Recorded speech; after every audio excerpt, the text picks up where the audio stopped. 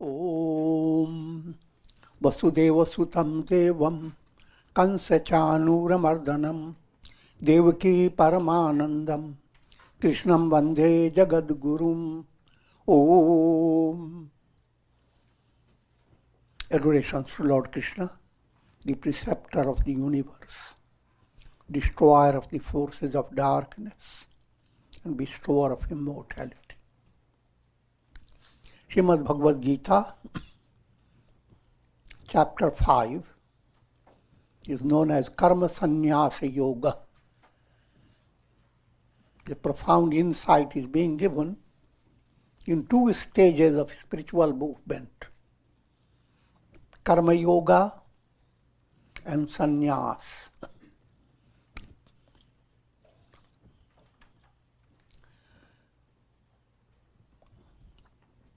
Lots of confusion arises in the minds of people because your goal is to be free of karmas. And karmas, ordinarily understood, are you're busy, keeping busy with so many jobs, etc., and doing so many works. Come back home, even there is work there, lots of. Go to the office, there's lots of work. What a good thing, sannyas. Get away from all.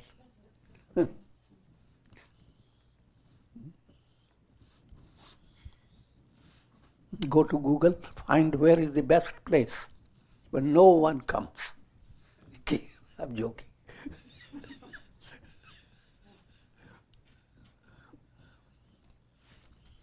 But I've already explained, if you are completely cut out of the world, you are in the biggest problem, handling your own mind, your memories, your loneliness. So you are not really free. Simple illustration that a person drives a horse, suddenly decides, why all this? Let me stay with the undriven horse. But when you stay still without letting the horse move, you have to do a lot of manipulation to keep the horse quiet. Now you are more aware of your stress than when the horse was moving and you are having good time.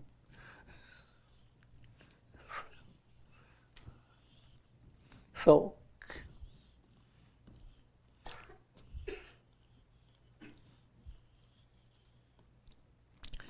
two attitudes are there: early stage without the kindergarten stage. Just go on doing karmas, or don't do at all. But now the resolution is totally different. With the attitude that you do your karma, that renders karma into karma yoga. What's the difference? If you are led by karma, you are going to reincarnate. Karma will define your future. Karma yoga, God will define your future. Because karma yoga now means we're doing the very same duties as adoration to God.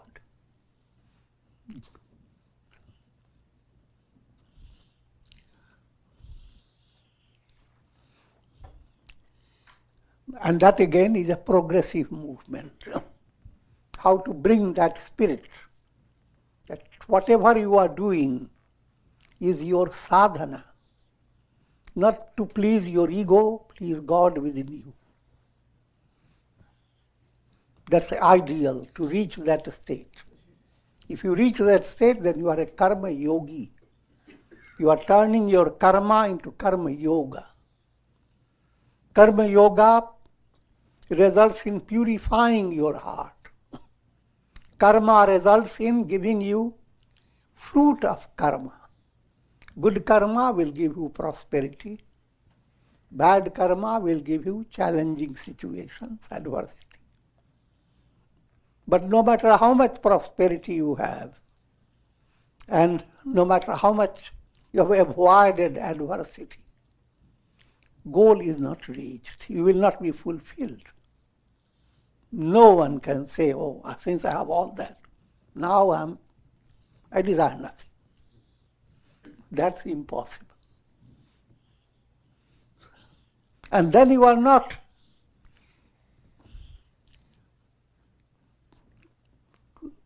free to choose how you should feel.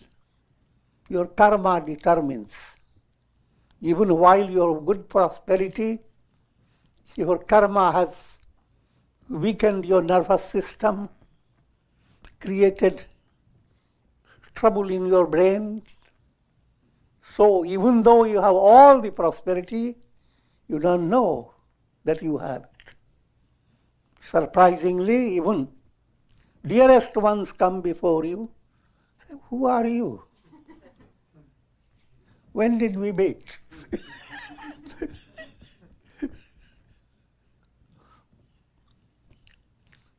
That is the predicament of karma.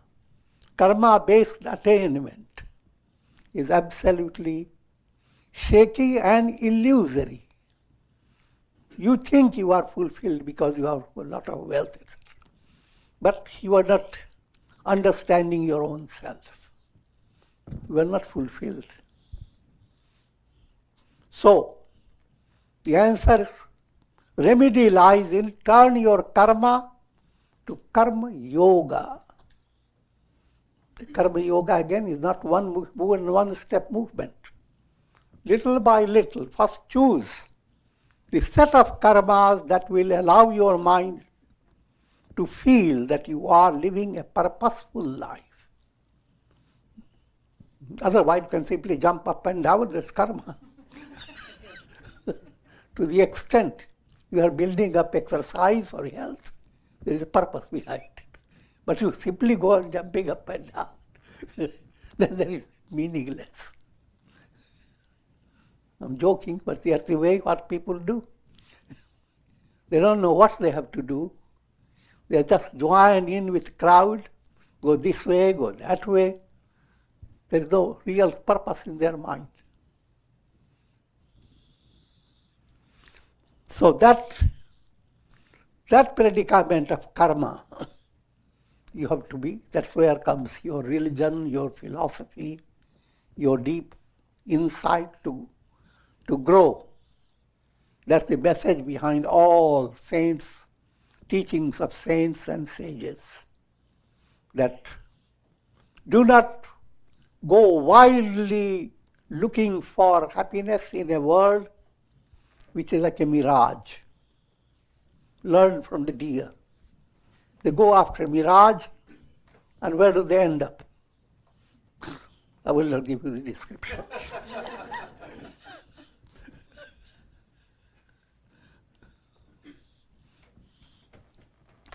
So, keeping that in view, and this process culminates in a state of enlightenment in your mind, that nothing exists. This world that you're going after is nothing but Brahman. All things you are looking for fulfillment in your dream world, your entire dream world has no reality. Nothing exists. Even though in your dream you have found a big lottery, now you come to realize nothing belongs to you. Nothing exists, nothing belongs to you. And your dream body, you are not. From the toes to the head of your dream body, you might have looked different.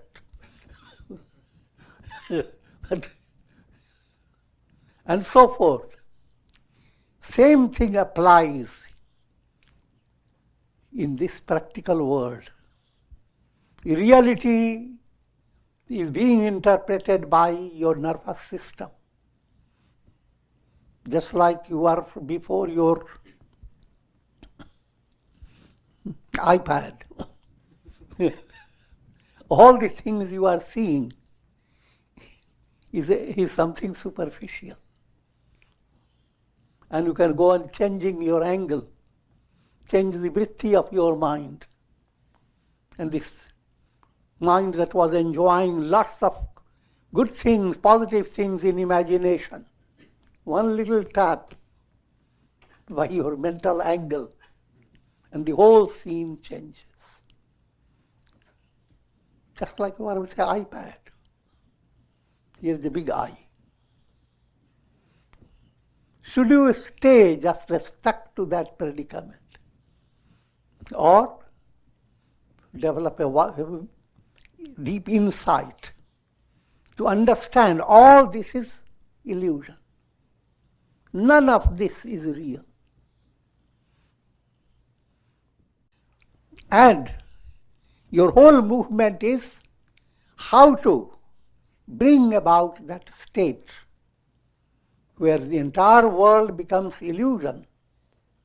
And at the same time, your heart doesn't become a stone. Your heart becomes a soft cloud pouring down the rays of the sun. And you become the sun. That's sannyasa. You are the sun. Or your whole mental set has become a silvery cloud. Now for you, nothing exists. For the world, you are the source, showering nectar in grace, showering that type of energy that inspires everybody. And that continues to be the reality that humanity has to pursue. In other words, history doesn't change the value of liberation. It remains just the same. With that introduction, let me go on. Sparshan kritva bahirvahyansh chakshush chaivantaram bhruvau pranapanau samau kritva nasabhyantaracharini yatendriya mano buddhir munir muksha parayana vigatechabhaya krodho yah sada mukta eva saha. These two verses, they go together. Verse 27, verse 28. The meaning is, having shut out all external contacts, focused his eyes between the eyebrows, harmonized the prana and apana that flow through the nostrils. The Muni controls his mind, intellect and senses. And with devotion to liberation alone, he who has conquered desire and anger is truly liberated at all times. We are giving a general view of spiritual movement from beginning to end. How do you begin? Raj Yoga gives you a simplified version. Ashtanga Yoga. 8 limbs.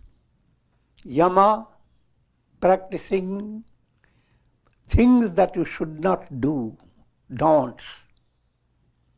Niyama, things that you should do. Asana, allowing your body to be trained to adopt a relaxed, firm seat so that you can handle your pranas, your mind, etc. That's asana. Pranayam, you are entering into how to harmonized breathing process. It starts with breath, controlling the breath. Inhalation, retention, exhalation.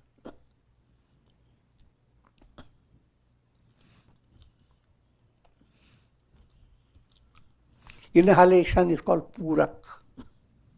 You are bringing a special vitality in your body. You are drawing energy and it is being directed to your body and it has its profound effect. And when you breathe out, it is called rechak. In between, called kumbhak. In between, you are giving a time between breathing in and breathing out.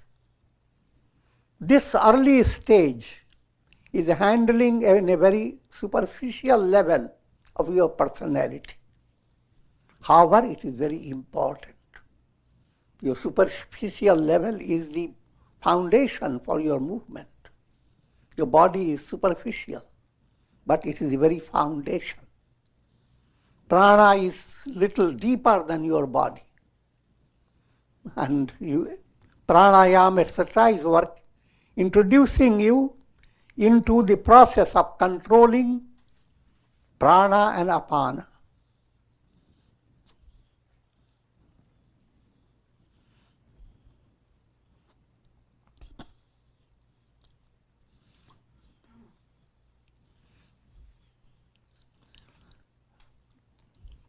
Prana and apana, the whole is a very intricate definitions given in the scriptures, but I'm giving you just simple point, inhalation and exhalation.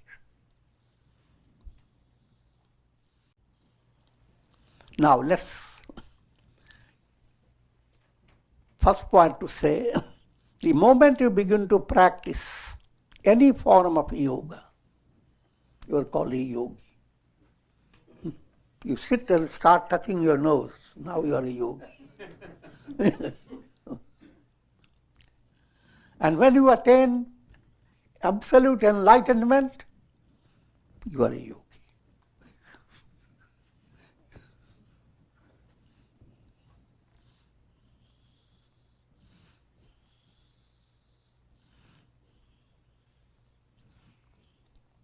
Pranapanau samau kritva. Even in the early stage, your benefit comes when you allow breathing in and breathing out. Both become well harmonized. And from a very practical point of view, both nostrils begin to flow. Normally, if you put your finger, you realize one nostril is flowing, another not. And sometimes a disturbance occurs. One nostril goes on flowing, the other nostril forgets to flow. It creates disbalance. And results in some type of a problem with your body. Therefore, there is a whole instructions in pranayama books. If you have suddenly discovered you have some stress has come into your body, go to the doctor nose. Put your two fingers and ask and find the diagnosis. And don't work hard, just change your breathing.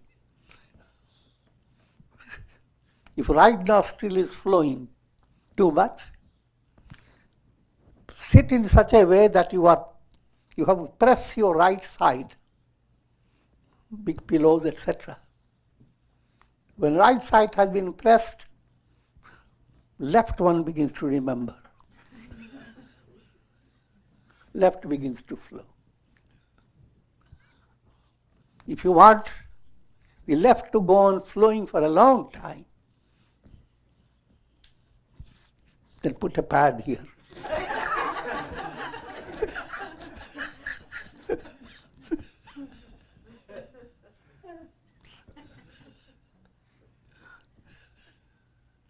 So, that level of pranayama. And when prana and apana both begins to flow, you put your finger, you can't figure out which one. Both are flowing exactly in the same way. Now, Sushumna, your central channel, has become sensitive. And that's the most calming level of calming for your whole body and mind. That's real relaxation. Any other type of relaxation is palavras.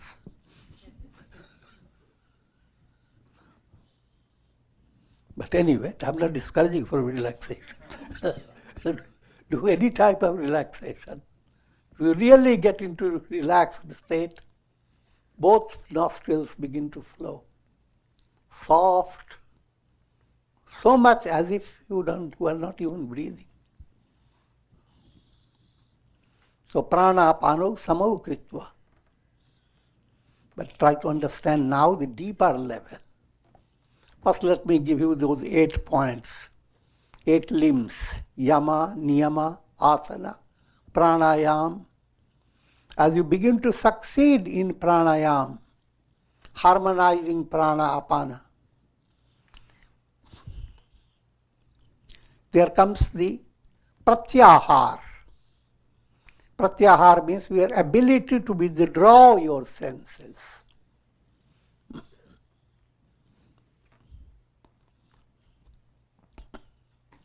Some nasty music has started.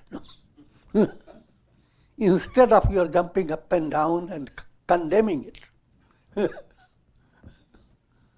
turn to your nose. Harmonize the pranas.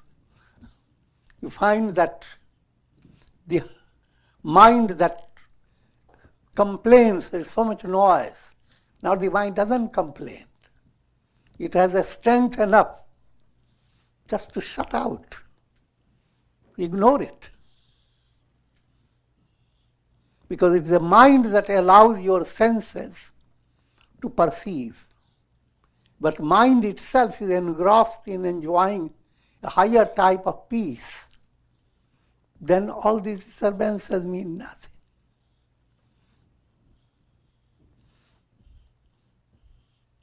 So, pratyahara again has different levels.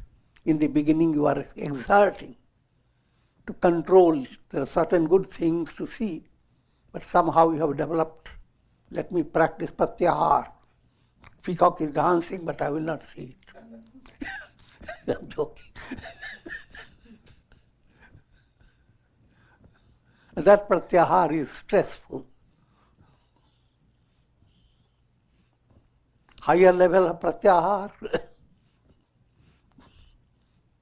Peacock is dancing, but I'm not going to see the peacock. Why? God is dancing in the peacock.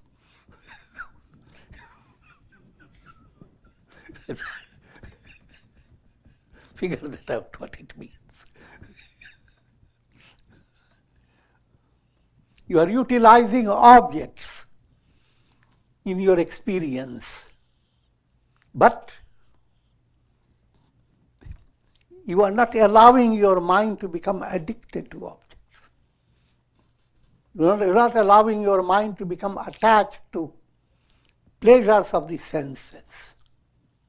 Using the senses, allowing your mind to enjoy, to have a joyous feeling, but the feeling that goes towards God, not to the objects around you.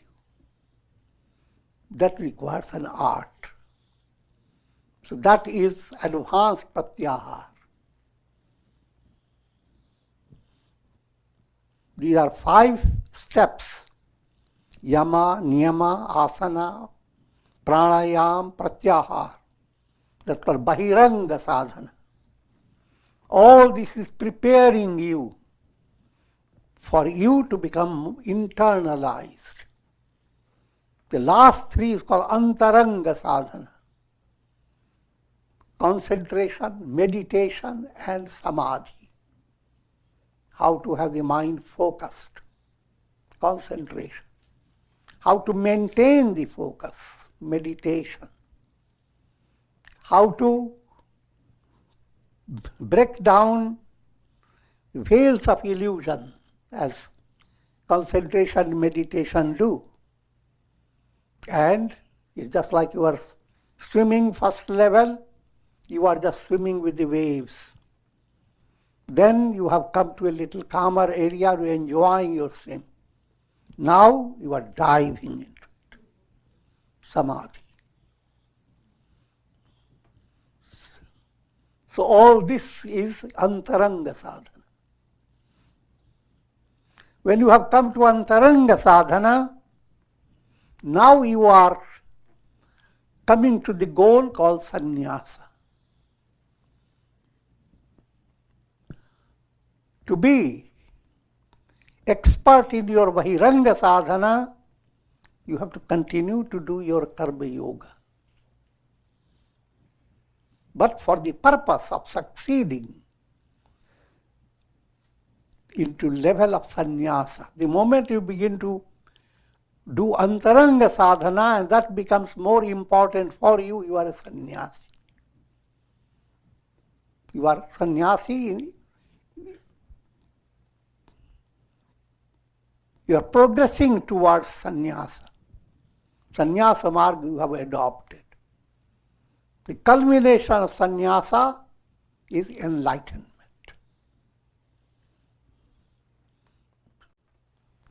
Bahiranga sadhana, external type, antaranga sadhana, internal type.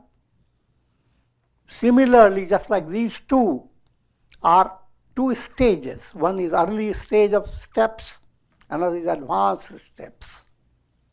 Similarly, karma and sannyasa, karma is early steps, sannyasa is the advanced steps.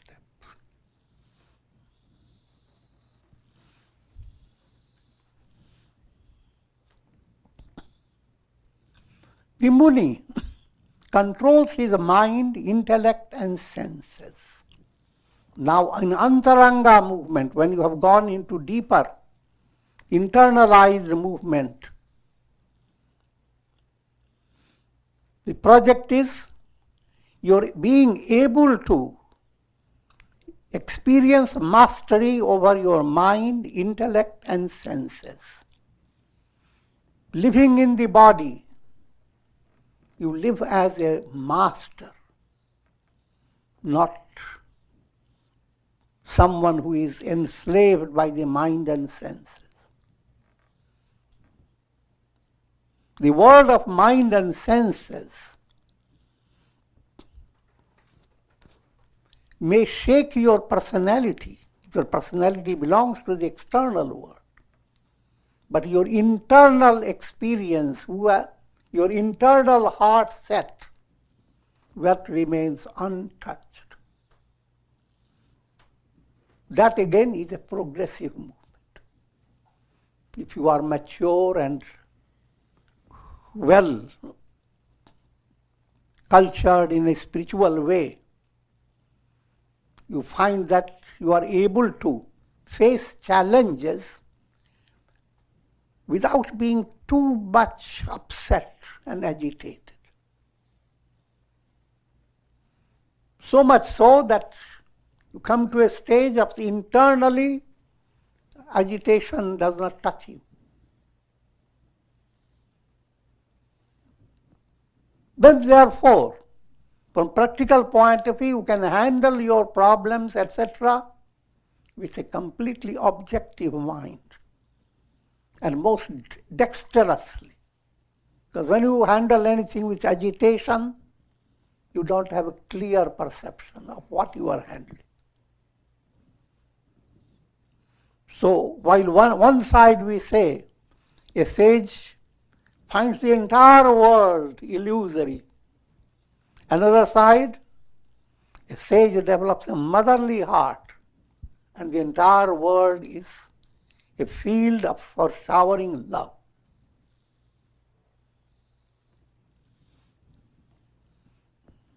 And they are not two different things. The sun and its illumining the world, both at the same time. Sun has nothing to do with the world. The earth planet, the earth for the sun.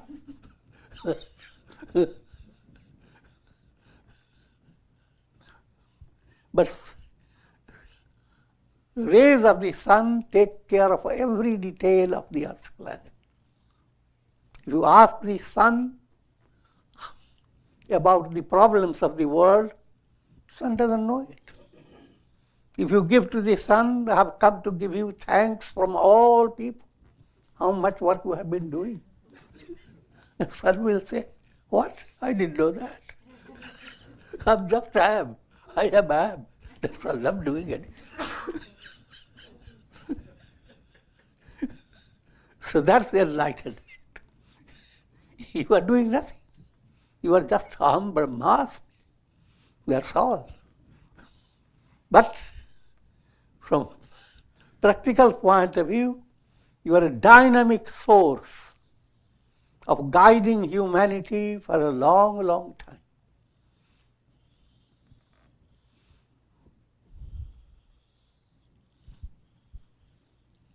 In that state, you have conquered 3 gates: kama, krodha, lobha. Desire, anger, greed. These are 3 gates to the world process. And remember, there are 4 gates for attaining liberation. Shama, serenity. Santosh, absolute contentment. Satsang, good association. Vichar, practice of inquiry, who am I? And all those 4 are interconnected.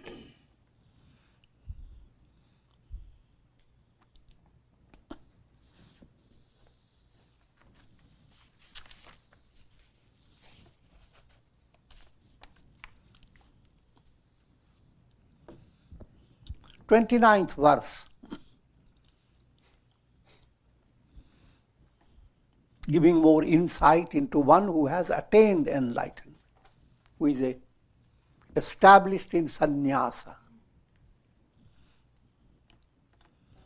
Bhoktaram yagya tapasam sarvaloka maheshwaram suridam sarvabhutanam gyatva mam shantim richati.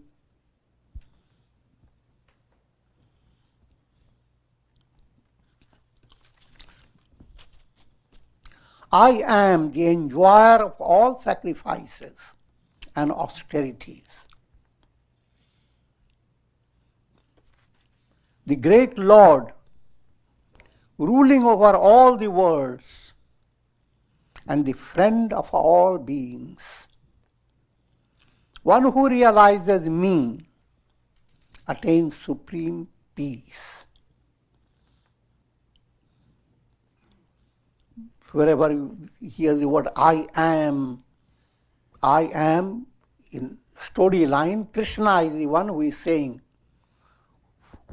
who is the very embodiment of God, the absolute self. So, all sages, when they become deeply involved with bringing out godly teaching, their I am is no longer your ego. The I am relates to Brahman, God, the ultimate reality. And that's the reality in every individual, believe it or not. Ego is not you. It's a false iPad given by ignorance.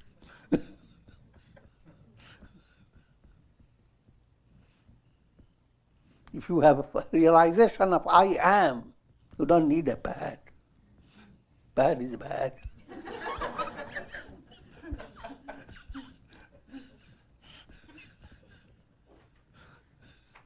But you continue to have the pad until you attain that level.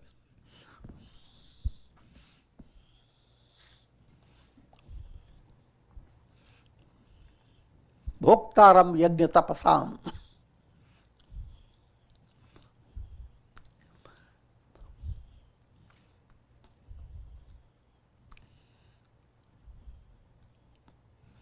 Yajna, dana, tapa. These are positive movements in every individual. If you want to become Godward, there are three steps or 3 points to understand. Yajna. Yajna means, literally means sacrifice. Sacrifice means any impurity within yourself, allow that impurity to be sublimated. Any impurity is like a short-circuited energy. And short-circuited electricity, how do you deal with it? You allow a mechanic to come and straighten it, and you pay money for it. You don't create a fight against the short-circuited energy. But you handle it with quietly, with graciously, intelligently. Similarly, your anger, hate, greed, stress, negativity, all these are short-circuited. Once you harmonize it, goodness you don't have to learn. In the early stage you have to learn, because that's the kindergarten level, you have to understand. While you are angry, you have to learn the benefits of not being angry.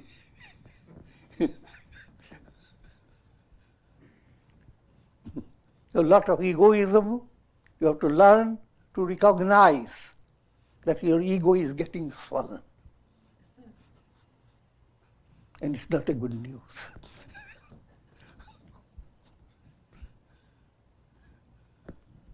And you should practice humility. And you begin to develop a mind that if I have so much anger, I have to develop equal amount of love to control it. Where can I get it from? Yeah, simple point. All the goodness comes from your essential nature. You don't create it. It's already there. Just like you want to bring in light into your room. 2 ways you bring it, bring all the candles, etc. Or open a window. When you open a window, you don't calculate. All the light is coming up automatically without any botheration. Similarly, all good qualities are inherent in your soul. The moment you become harmonized, spiritually healthy, the light of the soul begins to glow through your eyes, through your ears, through your entire body.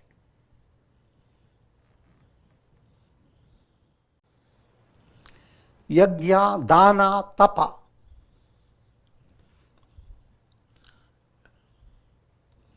That begin to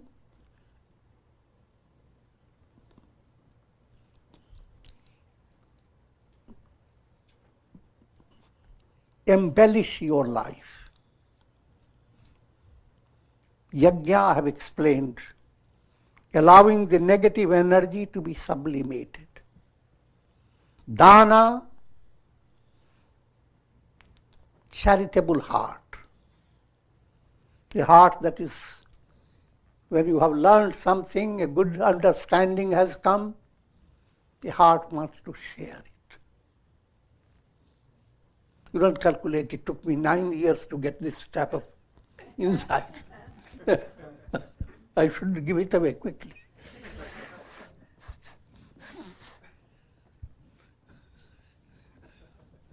Because deep instinct in human heart, I already explained, it is the highest, it is the divine. So, the more you are able to do good to others,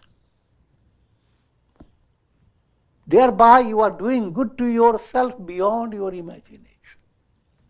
Because you are letting the divine window open. And its symptom is, if some people say, oh, how wonderful you are, we thank you, you become shy, you put your head away. Because your understanding, being true understanding, goodness is the very nature. You don't have to say to the son, oh son, we thank you very much. How much you have been doing? Son simply is not doing anything.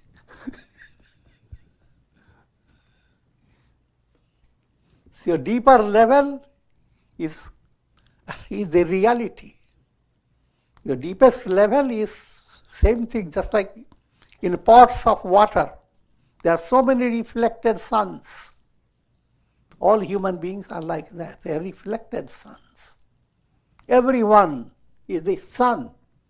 But due to ignorance, the understanding is confined to the pot and to the water and to a constant agitation. Sannyasa, I'm not the pot, I'm not the water. That understanding, I am ever-present sun. Try to figure that out. That's the great project awaits every aspirant.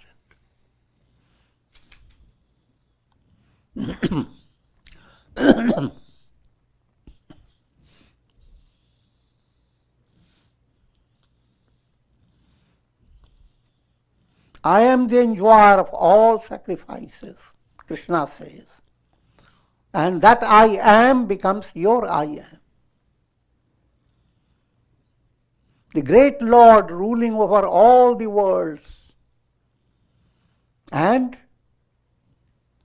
friend of all beings.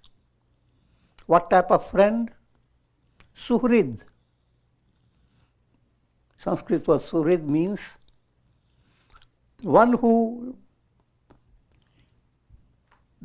does good without any expectation. Doing good, the opportunity of doing good itself to them is the greatest reward.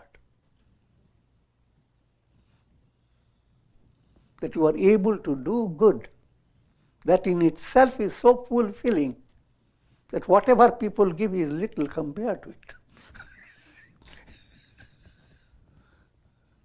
Figure that out. So that type of God-like compassion radiates from sages. Because sages have become realized, Aham Brahmasmi, I am Brahman. And that's the climax of sannyasa movement.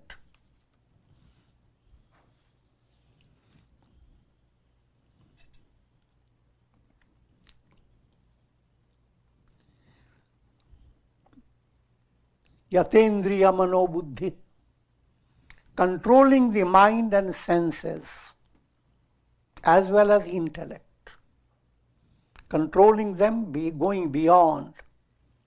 Moksha parayana, sannyasi is constantly devoted to attaining liberation. Moksha Parayan versus Sansar Parayan. Sansar Parayan means people who are constantly looking forward to a better situation, a better popularity, a better recognition, better pleasure. And constantly remembering through the history how many things people have enjoyed. Missing those things that people used to enjoy 200 years back. I'm joking.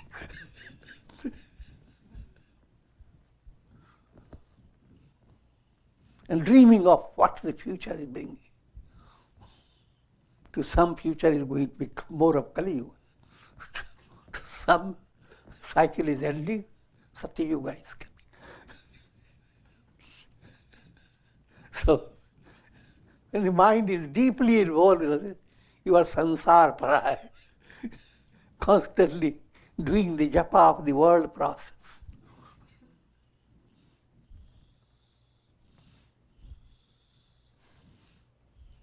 Bigate cha bhaya krodha, allowing your mind to become free of the trap of desires. Desiring always. This doesn't mean that you don't desire. Your desire becomes called sat sankalpa. When you are saying, may all be happy, that's your desire. If at all you have desire, that's the type of desire. May all become desireless.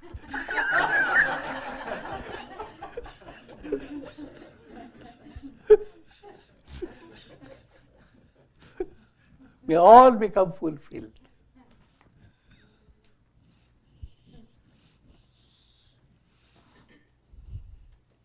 And free of fear. Bhaya, no more. And free of anger. All these will express like waves, but you are the ocean. So what you see in the wave is not in the ocean. If you understand that, then that's the description of enlightened sage.